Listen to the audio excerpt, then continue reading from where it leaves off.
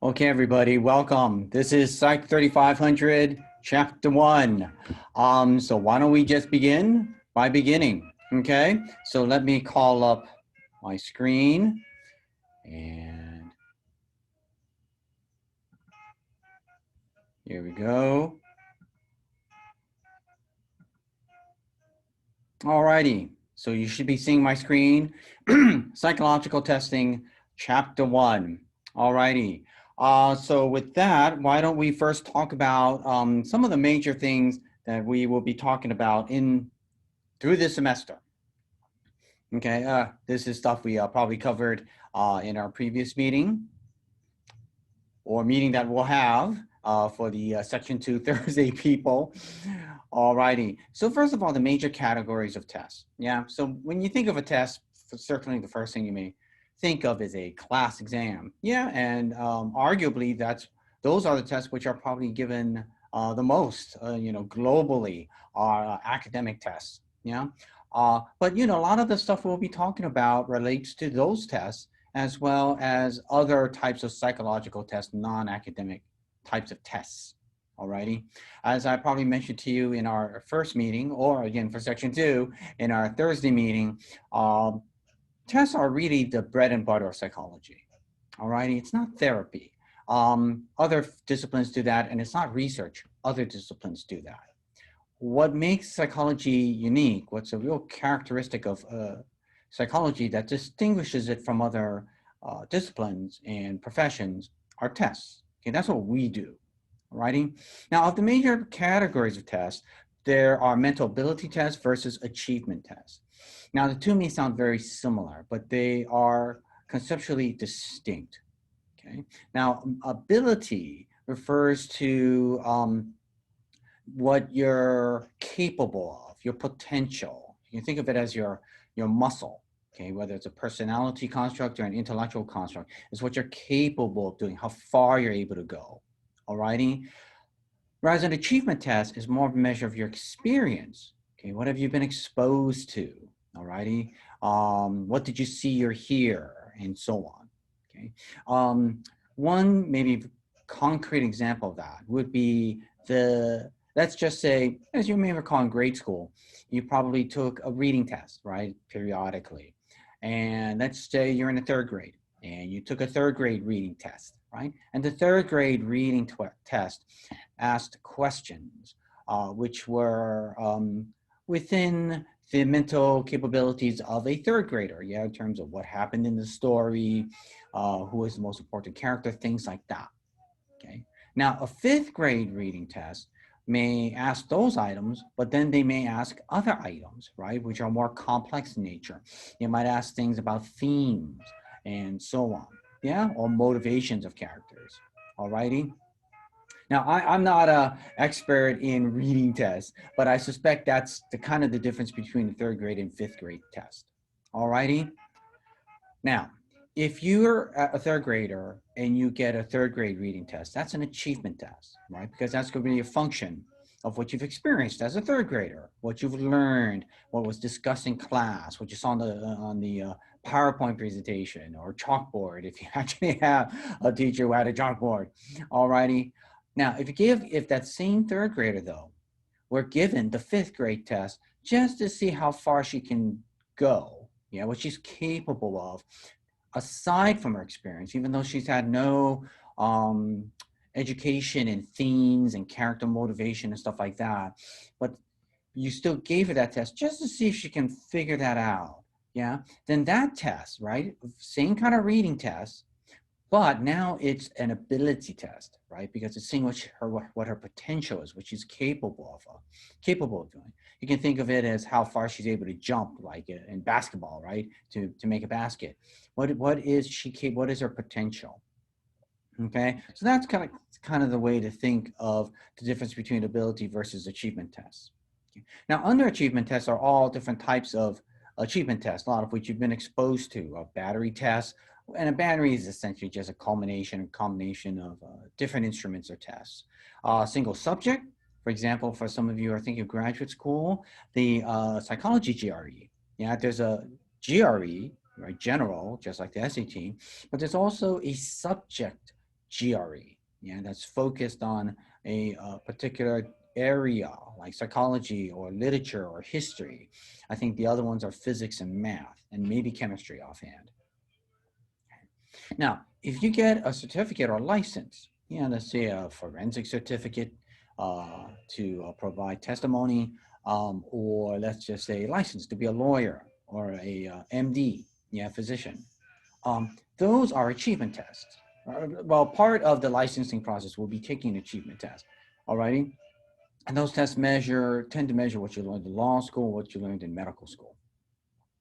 Okay, and finally, there are a number of either city, state exams, which are to measure exactly where schools are in terms of teaching the children or adolescents of their respective states.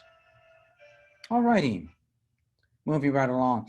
Other categories or types of tests include personality tests, very classic psychological type of tests. We'll talk about some of the major ones. They are typically involved in, well, actually many things, clinical purposes, business purposes. We'll get into that later in the term. Now, there are two major categories, which we'll get into more fully later in the semester, objective versus projective tests. Now, objective tests are characterized by very structured objective questions like multiple choice, true, false, and so on. Alrighty, it asks a question, and it has the person respond in a very objective, limited manner, okay, standardized manner. So it could be, again, some of the modalities I mentioned, formats I mentioned before, like multiple choice, true, false, or it could be Likert scale. Okay, to what extent you agree with the political, let's just say political view. Absolutely not, absolutely so, something like that. Okay. There are also tons of tests which measure interests, attitudes, and values, maybe occupational interests. We'll talk about career interest inventories. You have very commonly used in high school settings, tons of attitude measures. In the forensic arena, there are several. One that has been really well researched is prosecutorial attitudes, which measure the extent to which one tends to be pro-prosecution versus pro-defense. And a lot of us vary on that parameter. Some of us kind of presume that when someone is a criminal defendant, they probably did it.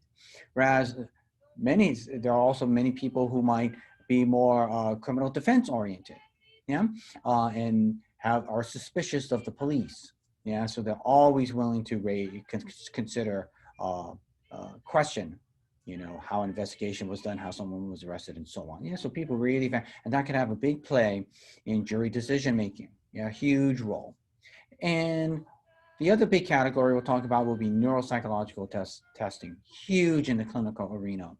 Even if you're not a neuropsychologist, which we'll explain what that is later in the term, if you're just going to pursue clinical psychology or just counseling or therapy in general, it probably behooves you to know some of the major neuropsychological tests, alrighty? Because they come up so frequently in all kinds of different problems and situations. We'll skip this stuff for now. We might do it later or maybe in our separate Zoom meeting. So what are some of the common uses of tests? Okay, we mentioned a lot of these already: clinical, educational, employment it's a big arena for psych testing. Very typically used by industrial psychologists. Alrighty, tests that a psychologist may develop for a company would be a test to develop who would be a good vice president. Or for the military, who would be a good infantry person, who would be a good spy. And so on. And you can imagine being a spy involves a certain skill set well, maybe that wouldn't be military, that'd be more like FBI or CIA or something. But if you're a psychologist for the CIA, and the CIA does hire psychologists, you very well could be asked to come up with a good test to measure who would be a good spy.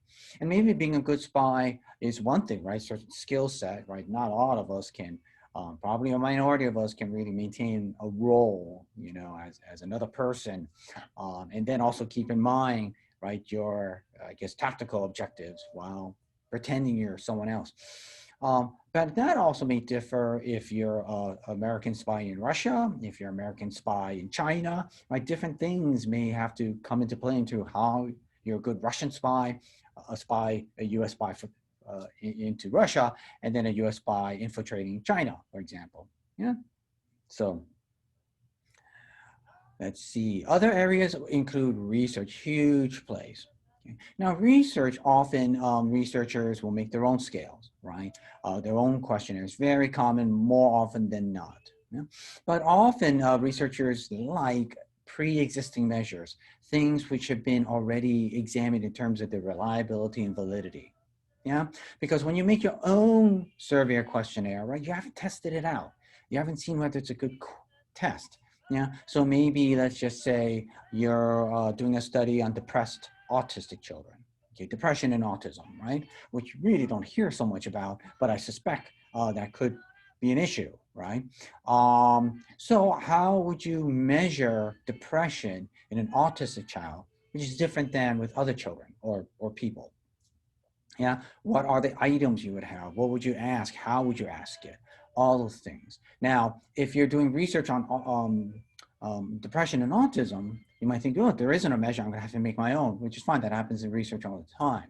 But if someone were really handy dandy and they made one for you and tested it out, and your interest isn't to come up with a questionnaire, you just want to study treatments for depression, hooray, you got a great measure that you can use, right? Lucky you. And you probably want to write that person who made that test a thank you note.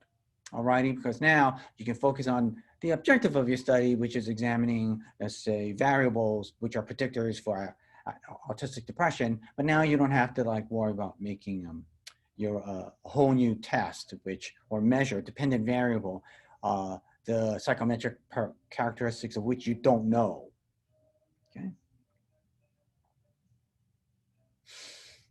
Okay, now what are some assumptions and questions underlying the use of psychological tests? Yeah, well, you know, as with therapy, as with so many things in science, right? There are some underlying assumptions that the psychologist, test constructor thinks about when constructing or using a test. Okay, here are some of the underlying assumptions. One of the assumptions is that there are things to measure, traits and characteristics, that there's something called intelligence. Yeah. Now we know informally that, yeah, here there's intelligence, you know, some people are really smart and some, we know that, but it's different when you investigate it scientifically, clinically. Yeah. In this situation, you're assuming it's a trait, right? That it's a construct that exists, intelligence, right? You can't see that on a CAT scan. Yeah. Where can you see it? Where might you see it? In a psychological test. Okay. Or at least for now, we can't see it on a CAT scan or MRI, but maybe sometime in the not too distant future, maybe concerning future, we can see intelligence, you know, on an MRI or CAT scan. But right now we can't, right? Too complex.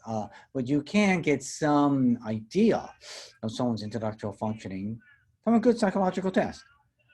Okay. And that whatever behavior you're interested in, intelligence, depression, autism, so on, you can quantify it, right? You can put numbers, right? Like an IQ score or a level of depression, okay? From a score of, let's say, 0 to 63, like on the Beck Depression Inventory. Okay. You also assume that what you're measuring is stable or permanent. Yeah. Now, certainly with things like intelligence, personality, and so on, they may not be permanent. There may be some malleability, but as we'll discuss in this course, as you may have touched on in other courses, a lot of things like personality and intelligence are fairly stable across time. Yeah, you rarely get an introverted child who becomes an extrovert as an adult. Yeah, introversion is fairly stable, right? Someone might come out a little more, or an extrovert might, you know, roll it back a bit, you know. But for the most part, if you're an extrovert, you're pretty much always an extrovert. And the same thing goes with intelligence, right?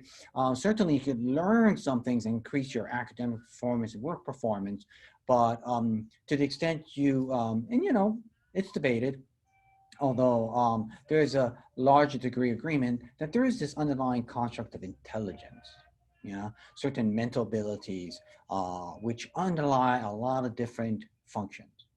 We'll get into that later. Okay. And finally, maybe this is an obvious one, that there's some kind of relationship between what you're measuring and um, and behavior. Okay, so there's a relation that all these questions, right? If you're asking, hey, how often do you cry? Do you feel hopeless? Do you ever have suicidal thoughts? And all those questions, when you ask those questions, and someone on a Likert goes from 0 to 3, absolutely not, or always, that it relates to behavior. Like, for example, uh, not going to work, or showing, or having a frown most of the time, or crying every other week over trivial things or relatively trivial things. So you think that the items or the test is related to behavior. All righty. Let me just see how we're doing here. I think we're moving along just nicely. Okay. So continuing. So what are some of the major questions you want to ask yourself as a psychologist when looking at any test? Okay, well, these are the 4 biggies. They're not the only ones. And a chapter is dedicated to each of these parameters: okay, reliability, validity, norms, and test development. Alrighty, and we'll get into what each is. You probably are familiar with the first 2, from either stats or research methods.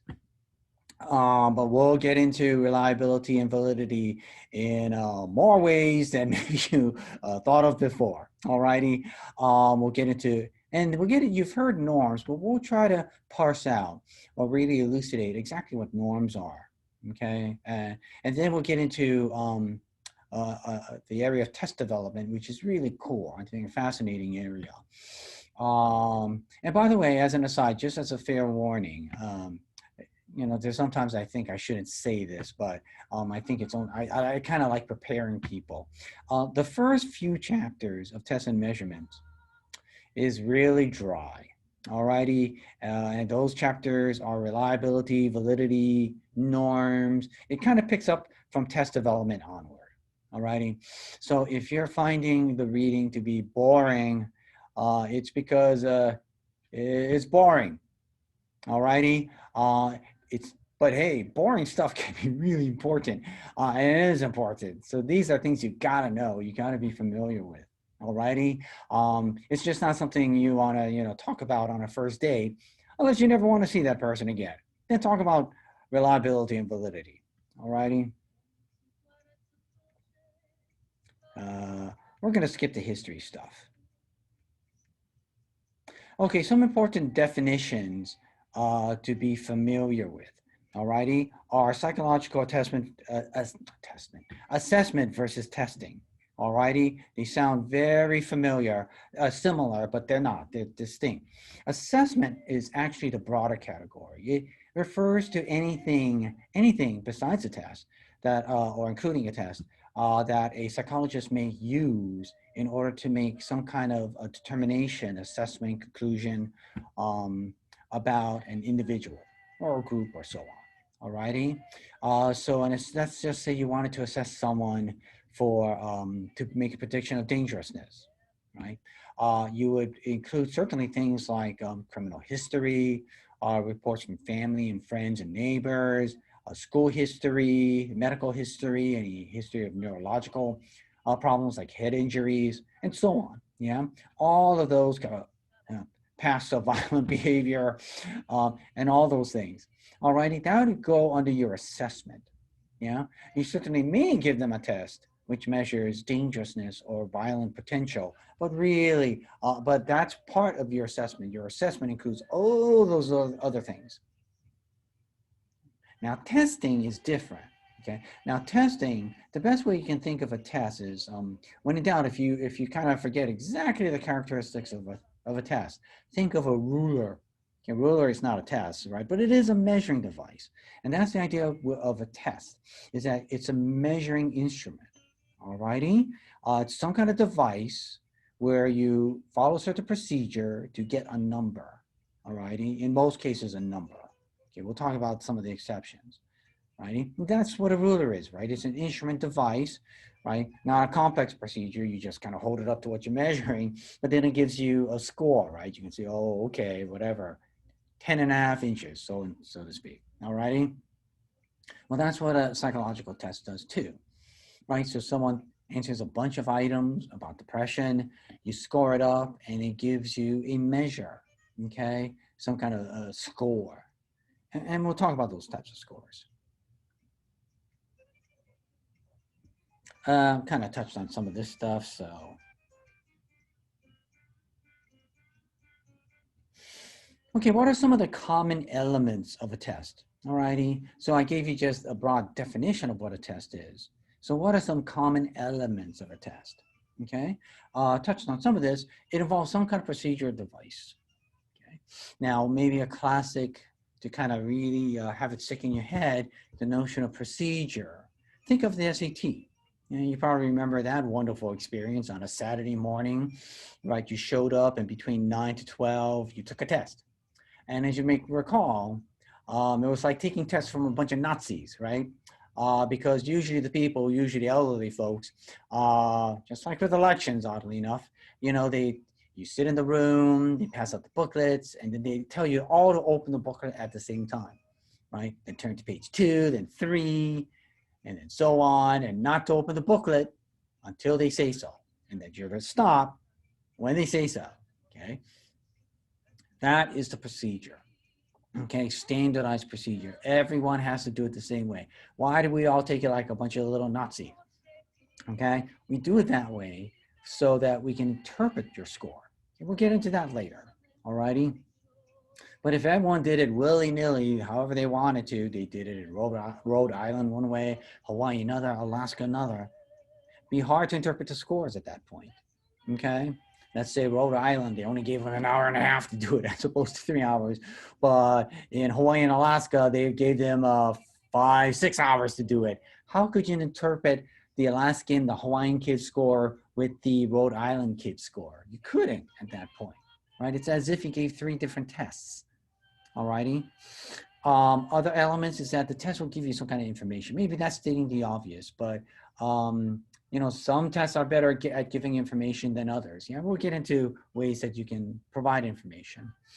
That you're measuring some kind of behavior, academic, mood, personality, brain functioning, like attention, concentration, and so on. That what you're getting, what you want to get is a good sample. This is an important thing to think about with tests too. That whatever your test you have, or if you want to construct, right, you want to get a good sampling of behavior. Okay. So for example, let's just say you want to make a test of dating behavior, right? What makes for a good date or a bad dater, right? Well, what are the behaviors? Right? You might think to yourself, well, showing up on time, small talk, self-disclosure, but reasonable self-disclosure, all that kind of good stuff. But so what are the things, bathing, what are the things to do or not to do related to dating? Yeah. And you might think, well, what school you came from doesn't matter. Yeah. You might say, what's another example? Something that probably doesn't matter. Maybe, weight doesn't matter, right? Because people like bigger people, smaller people, and stuff like that. So you might think weight and what school you came from, or what state you came from. That's not going to explain a whole lot of your dating behavior. But if you bathe, show up on time, can do small talk, and disclose reasonably, right? You don't tell them you have a drug addiction like in the first 2 minutes of a first date, unless you met them in AA or something, then maybe that's what you do. But, that aside, right, there's reasonable amount of self-disclosure. So that's a good sample of behavior. Okay, so not talking about sample of people. I mean, that may be relevant too, and we'll get into that as well. But when you're making a test for a specific construct, okay, like intelligence or dating or what have you, you want to really think thoroughly as to what behaviors are related to that construct. Okay, we touched on standardization, right, when we talk about procedures. So that's what standardization refers to, uniform procedure for giving the test, but it also, standardization refers to norms. Okay, we'll get into that later. All righty. So a good standardized test will provide a good normative base. Again, we'll get into that later in the term. But a good normative base allows you to compare an individual score with that normative base, right? All the other people took it. And that's why the SAT still has a lot of power because they come up with strong, huge norms by which individuals can be compared against. Alrighty, examining variables. Truth be told, a lot of this course will be focused on tests, obviously, and what makes for a good test and all that kind of good stuff and characteristics of tests. All right, but an important part of administering a test is understanding examining variables. Alrighty, I recall a story. A friend of mine in graduate school, right, who took the GRE. Um, what happened to her, she was dating someone at the time, and the guy dumped her, right, the night before taking the GRE, right? So the guy broke up with her night before she had to take the GRE, which is really mean, by the way. And so she took the test the next day. Now, what do you imagine would be a possible examining variable that would affect her performance on that test? Well, as you probably surmise, right? Probably being upset, right? Being distracted, right? And if there's any time you need to be focused and concentrated on something, it's when you take a standardized test like the SAT or the GRE. Okay. Now, interesting enough, what was the outcome of that story? Oddly enough, she did really well on the GRE. But here's the thing that's kind of interesting. Yeah. Well, first of all, she was, a smart person. She prepared. But the other thing is she actually used that moment, right? She was so angry at that guy, and it hurt too. But she told herself that she was going to use those feelings to show him up, right? That she can do well, and f him. She's going to do great on. I mean, she did. She ended up doing really great on the GRE. So she kind of used that self in a situation and those emotions in a way that was advantageous to her. Yeah. But is that examining variable? It certainly is an examining variable. Examining variables aren't necessarily bad things, right? But they are things that can either improve or that will affect the score. Change in one direction or another. It doesn't mean good or bad, right? So things like anxiety, one's willingness to participate in the test is huge. Yeah, is someone doing it because they have to, so they're going in begrudgingly? Or maybe somebody else is going into the SAT knowing that they have to, but they're using this as an opportunity to, as a stepping stone, right? To move on to greater and better things. Okay. Now, certainly being in physical pain, emotional distress can, as suggested by the previous example, can affect test performance. Yeah, whether it's and again, it doesn't have to be necessarily intellectual, it could be personality, neuropsychological, and so on. Certainly prior coaching, experience in an area can have a big impact. We don't have a lot of good data on this because I think Kaplan tends to keep it close to the cuff because it's like proprietary kind of information. But anecdotally, a lot of people go to Kaplan to prepare for the SAT and GREs and stuff, generally report favorable experiences. Yeah. Now, granted, it might be a demand characteristic, and when you shell out $1,000 for something, you're inclined to say, "Hey, they really helped out," as opposed to, "Hey, I blew my $1,000." That said, most people tend to experience doing better, having had taken the Kaplan coaching program. Needing to portray oneself in a good light may affect psychological tests. Yeah, so let's just say someone is being tested to see if they suffer from mental illness. Let's just say it's part of a divorce proceeding, and someone put their emotional state as part of the issue in the divorce proceeding, and then child custody becomes an issue. you know. Some of that information, and maybe one party demands that that party become psychologically tested. So that you can see the powerful the main characters, right, to portray oneself in a good light, right, in a positive vein, right, and that could affect the kind of scores you get. And finally, you know, testing, just like anything in life, you might just luck out. Yeah. I remember I thought I lucked out on the GRE because back in the day, and I think it's still the same, um, you know, uh, there's a reading comprehension. Well, I know there's a reading comprehension. I forget exactly how much of the test is reading comp. But, you know, back in the day, there were two sections of reading comprehension. And I lucked out in that, I thought I lucked out in that both reading comprehension stories or articles, they were like 3 to 4 paragraph articles you had to read and then answer questions about them. They were all in the area of social sciences. Not even psychology. I think it was like sociology and political science, you know, all the kind of stuff I really enjoyed in college. Yeah, it wasn't about, you know, chemistry or biology, which I wasn't as into back in the day. Okay, so I lucked out, and you know, because I lucked out, I felt more comfortable, I felt more at ease, um, and you know, when you're more relaxed, you generally perform better. Alrighty, gang, statistic review. So part of chapter 1 is, ta-da, statistics review. Alrighty, now this class is not a statistics class per se. Alrighty, but we will be doing some stats. But I think it'll be very user-friendly. It will be going over the main statistical kinds of analyses you need to be familiar with.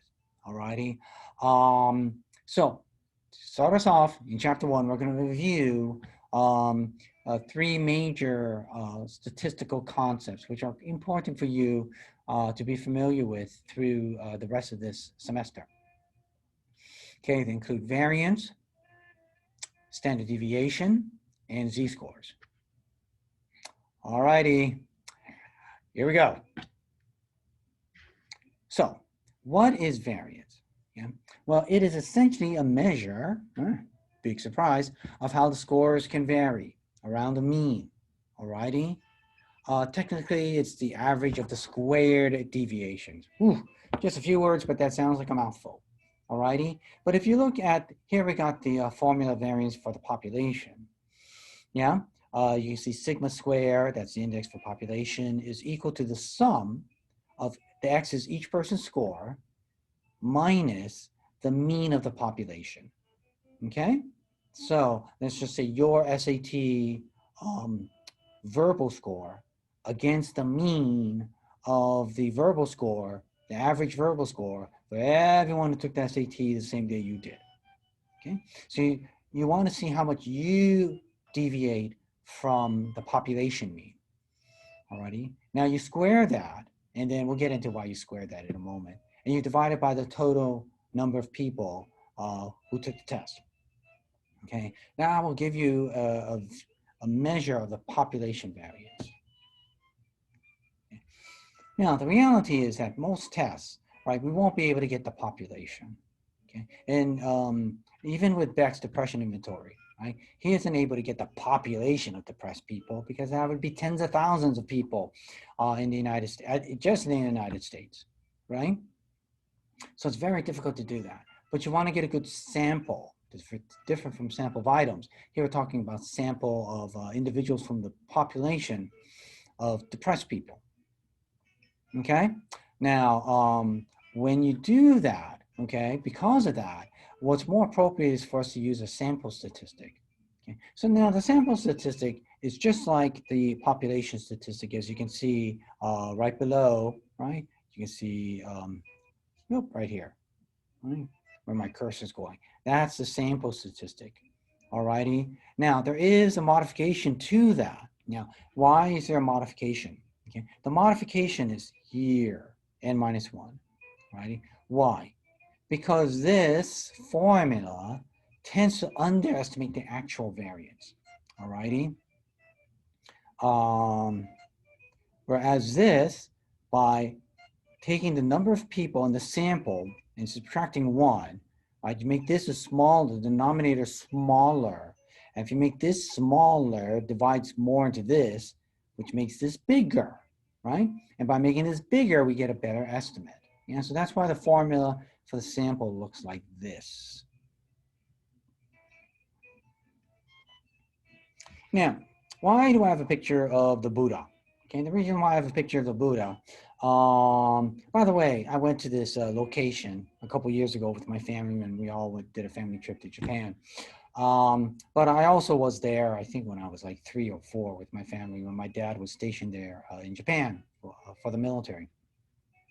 And, you know, my family, they have this 8mm film where they see me walking up to the Buddha, right? I was 3, 4 years old. And the closer I walk closer and closer up to the statue. And then when I was like 10 feet in front of the statue, I kind of like totally turned around and ran like, ah! Like away from the Buddha. Like I walked up too close and I freaked myself out. Okay. My family loves that piece of film, right? Little Japanese boy running away from the Buddha. Ha ha ha. Brings a lot of laughs at family gatherings. It's not that funny. Alrighty. But why do I show the Buddha? I show the Buddha here because I'd like you to contemplate on this for a moment. You don't have to do it beyond this moment, but I think it's important to have a contemplative moment. And here's that moment. It's understanding, right, what the variance is. Yeah, and this is the variance. It's the average of the square deviations, right? We'll get into why we square it. So here's the deviations. It's an average mathematical average, right? It looks like the usual mathematical average of the squared. We'll explain why it's squared in a moment. Deviations, how each person deviates from the mean, okay? Now, in probability theory, in statistics, in science, right, particularly psychological sciences, this is really important, okay? This is because we make the assumption that this is important information, how much the group performs versus the individual.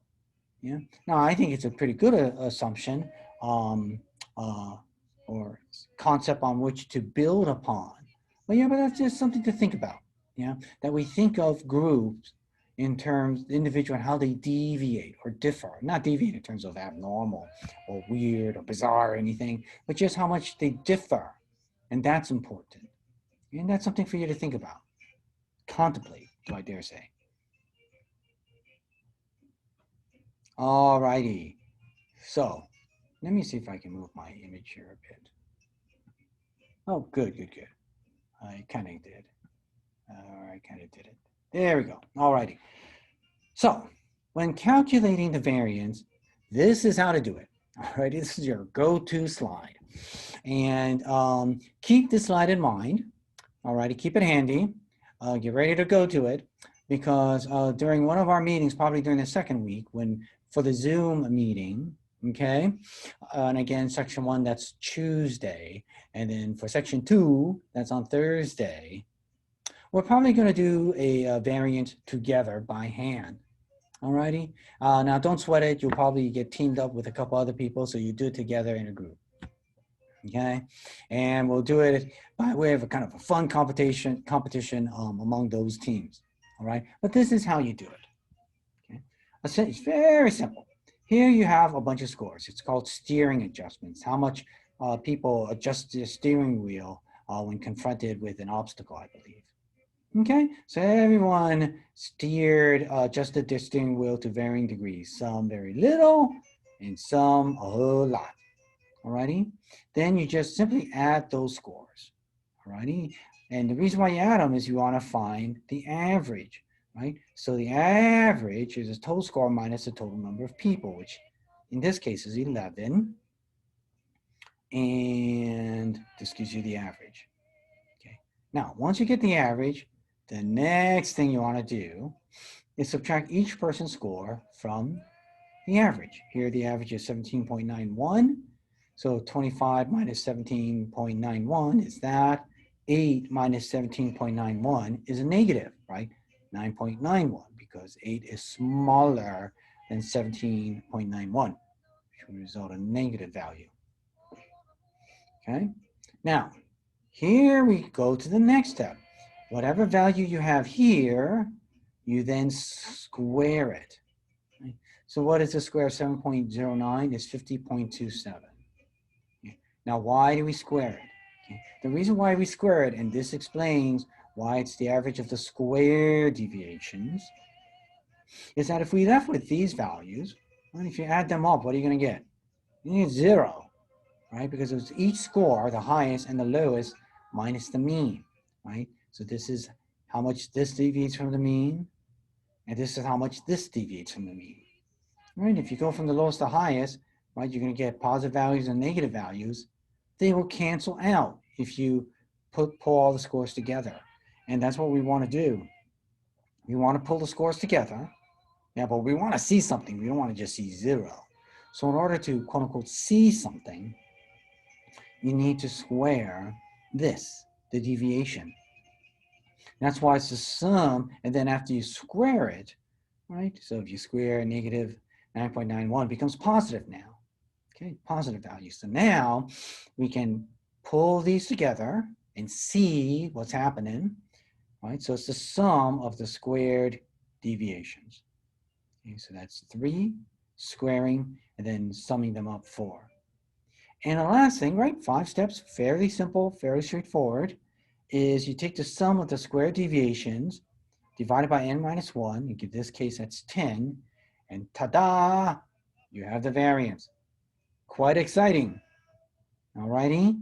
But here, now you have an index, a measure of how the scores vary, which is huge, that's really important, alrighty? Moving right along.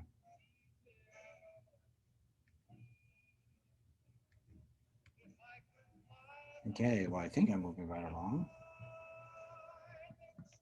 Oh, there we go. Yes, I did move along, but there we go. Standard deviation. Alrighty, so what is a standard deviation? In a nutshell, it is the square root of the variance.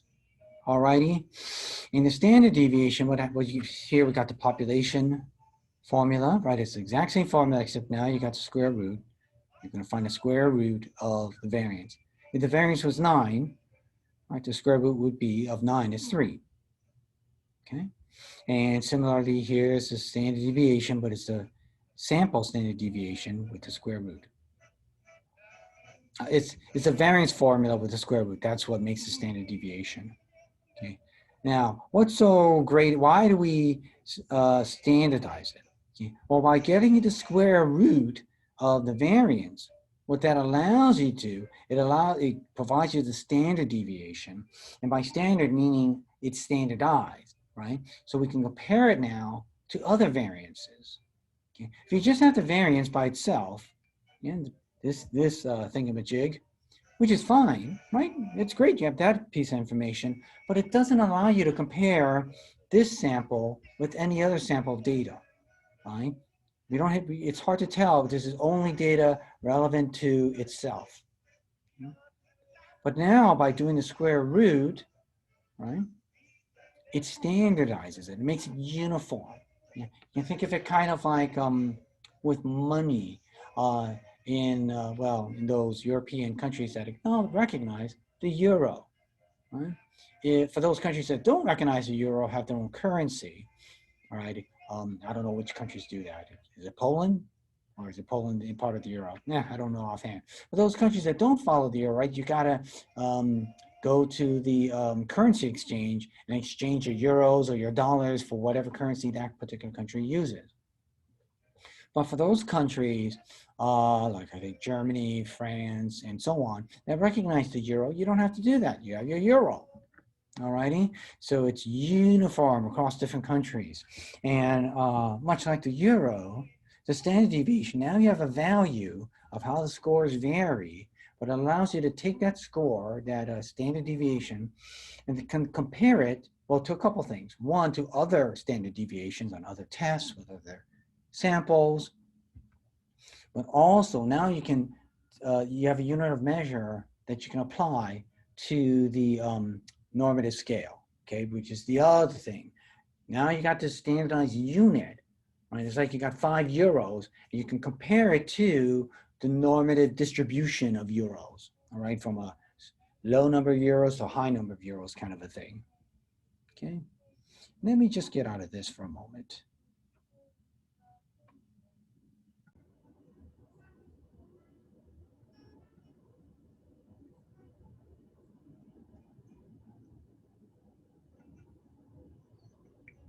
Okay, thank you. Kind of pause there to take a little water break. Okay, can't do that during a live lecture, but can do it on YouTube lecture. So, continuing with standard deviation. Yeah, that is.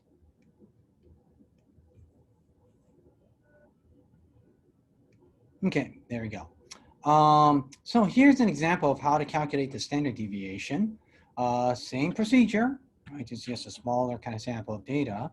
But at the end, once you get the variance, I'm sorry, instead of just calculating the variance, you square root. It's all the same stuff with the variance, except now you got the square root. And it'll give you this value. Okay? This is a standard deviation. Without this, it would just be the variance.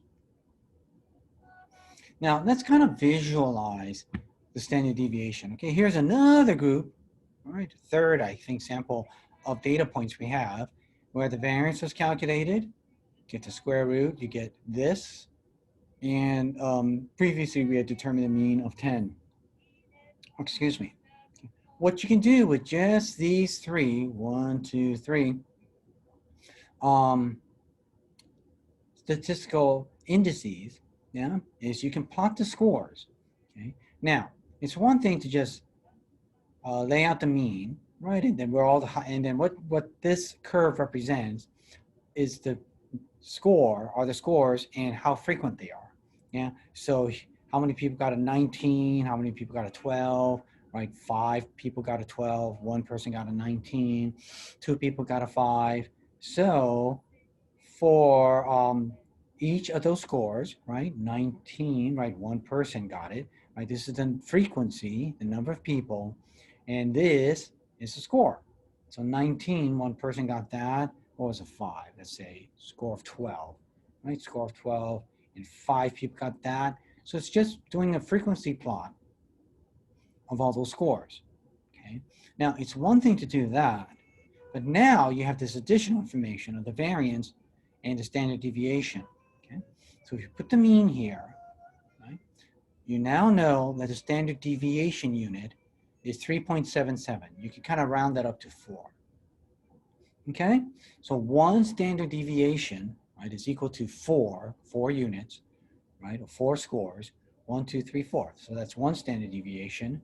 And that's 1 standard deviation up, another 4 points, right? You just round this up, 3.77 to 4, and you have 2 standard deviations, right? And then it ends here.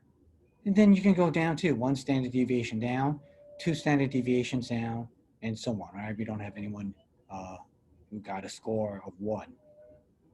Okay, right? No one got a score of 1. Now, all right, Tsushima, who cares? Well, this is why you should care.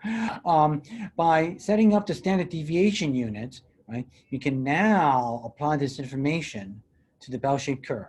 Okay, so let's take a look at that.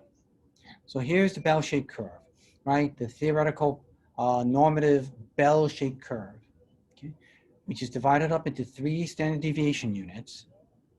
And what we know is that probability theory indicates that about 68% of the scores will be between 1 and 2 standard deviations. Okay, you can describe this as the average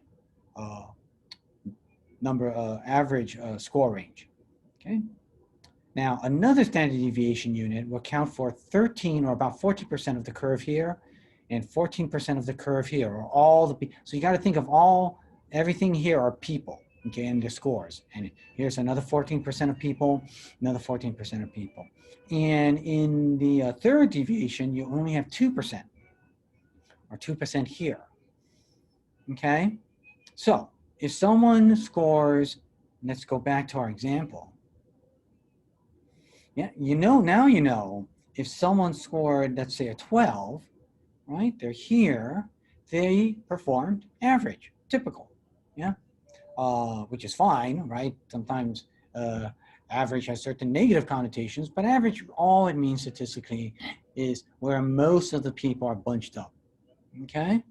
If it's something like mood, you probably want to be in the average range, right? Or maybe you don't want to be on the high depressed range, although you might want to be on the low depressed range, right? So we know for this score of 12, they're on the average range. Now, you know if someone gets a score, how many people, one person got a score of 16, right? So here's 15, got here. Now you know they're above average, okay? Now, again, it depends on what you're measuring. If this were an IQ test, it's like, ooh, this person now is above the average where most people fall, okay? Where only 14% of the population lies, okay? Which is a good thing. But if it's depression you're measuring, this depression scale, yeah, not a good thing, right? If depression, which is in most cases, the higher your depression score, the higher your depression. Here, that would mean this person with a score of 16, right? They're one person, ooh, they're more than depressed. Like everyone can be kind of bombing or suffering some degree of depression, but this person is above the average level of depression. Okay? And of course, if someone scored a 19, one person scored 19, it's like, ooh, very concerning. Okay? Only 2% of the population are this depressed. All righty? So that's the magic of this stuff. It allows you to look at your sample scores and examine some really important psychometric, right? Something with psychological testing, psychometric characteristics. Okay, and here we can tell something about their intelligence, which is huge. And we can also determine something about their mood, which is huge.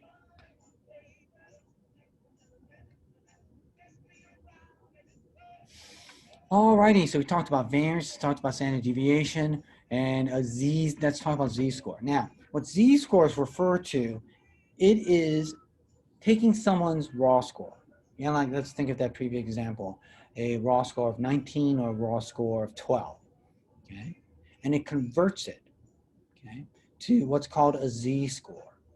Now, the way you convert it, I think I have it right here, is to find someone's z-score. You take the raw score, okay, let's say 12 or 19, you subtract the mean, in this case 10, you divide it by the standard, by the standard deviation, okay? And by doing that, you standardize that person, let's say the person scores 12 or the person score was 19, you standardize that individual score. Okay, so unlike standard deviation, which is a measure of the sample population in rare cases, right? And standardizing that score, right? So you can compare, that group or analyze this to another group, or so that you can analyze, analyze their score against a normative bell-shaped curve. Here, you're standardizing someone's score, okay? So it's kind of like how many euros do they have in their pocket? Okay, so they might have whatever other type of currency. How does that translate into euro? Okay, so gee, I forget the rate of exchange when I was traveling Europe several years ago, but it was pretty good for the U.S. dollar. So I think it was €2, something like €2 for the American dollar. I think I could be really wrong with that. So if Johnny has $3, right? If you found his Z-score or his euro, that means he has €6, right? Or a Z-score of 6. Okay, that's the idea. We move up, back up. Okay, it tells us how far an individual score, their raw score, is away from the mean. Okay. So how does a raw score, right, or currency or number of dollars you have in your pocket, deviates from the mean or the average amount? Okay. Now the sign of the z-score can be positive or negative. Okay, depending on whether someone is above or below the mean. Right? So if the mean is 10, they have a score of 12, they're going to have a positive z-score because that's above the mean. But if they have a raw score of 7, they're going to have a negative z-score. Okay, that's just the way it's going to play out mathematically, right? So let's just say 12 minus 10 is 2, divided by the standard deviation, positive number. But if they have 7 minus 10, that's going to be negative 3, divided by the standard deviation is equal to the z-score.